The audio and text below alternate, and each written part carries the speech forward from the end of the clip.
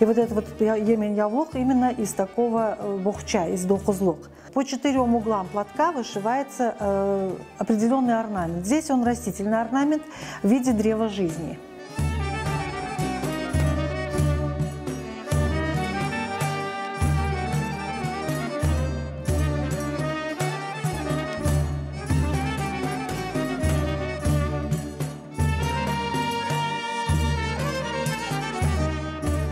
Здесь, в этом платке, уникальность состоит в том, что он сшит.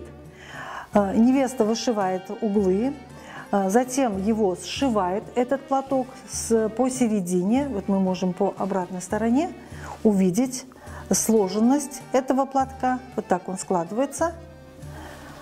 И затем прошивается. Здесь вот с этой стороны точно так же он прошивается. И вот в таком вшитом состоянии платок остается до момента совершения никях. Во время никяха вот эти вот боковые швы, которые держат платок, они снимаются, расшиваются, и платок становится большим. И таким образом он принимает участие вот в этом обряде никях.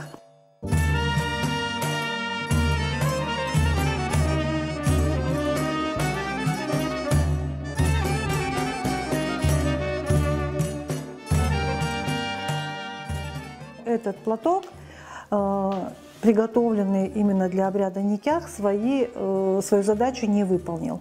Девушка, которая его вышивала для себя, замуж она не вышла. И поэтому мы видим, платок не расшит, он так и остался сшитым.